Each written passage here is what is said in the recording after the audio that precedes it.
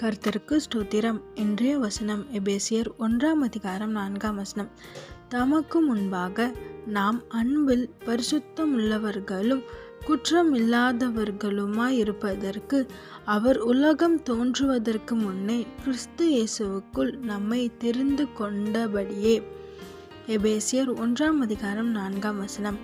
தமக்கு முன்பாக நாம் அன்பில் பரிசுத்தமுள்ளவர்களும் குற்றம் இல்லாதவர்களுமாய் இருப்பதற்கு அவர் உலகம் தோன்றுவதற்கு முன்னே கிறிஸ்து இயேசுவுக்குள் நம்மை தெரிந்து கொண்டபடியே.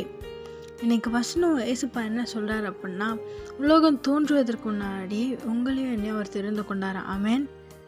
இந்த உலகம் உருவாகிறதுக்கு முன்னாடி, நீங்கள் உங்கள் தாயின் கர்ப்பத்தில் உருவாகிறதுக்கு முன்னாடி ஏசுப்பா உங்களை குறித்து அழைப்பு வைத்திருந்தார். ஆமேன். உங்களை தெரிந்து கொண்டாராம். வேதவசனம் ரொம்ப அழகாக சொல்லுது, உலகம் தோன்றுவதற்கு முன்னே அவருக்காக நம்மளை அழைத்திருக்கிறார். விசுவாசிக்கிறீங்களா? உங்களை அழைத்த தேவன் உண்மை உள்ளவர். உங்களுக்கு ஒரு வாக்குத்தத்தம் பண்ணியிருக்கார்ல, அதை நிச்சயமாக நிறைவேற்றுவார். எது நினைத்து கலங்குறீங்க, பயப்படுறீங்க? ஏசுப்பா உங்கள் கூட இருக்கார். ஏன்னா அவர் உங்களை தேர்ந்தெடுத்திருக்கார்.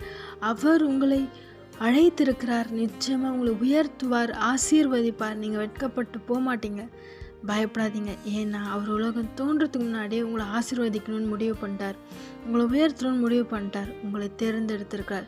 உங்கள் குடும்பத்தில் அவ்வளோ பேர் இன்னும் ஏசுப்பா உங்களை தேர்ந்தெடுத்திருக்கார். ஏன்னா அவர் நாமத்தை நீங்கள் துதித்து உயர்த்தும்படி. ஆமேன். உங்களுக்காக உங்களை அவர் தேர்ந்தெடுத்திருக்கார். பயப்படாதீங்க, கலங்காதீங்க. உங்களை கொண்டு உங்கள் குடும்பம் முழுக்க ரட்சிக்கப்படும். உங்களை ஏசுப்பா ஆசீர்வதிப்பார். உங்களோடு இருந்து பெரிய காரியங்களை செய்வார். ஆமேன்.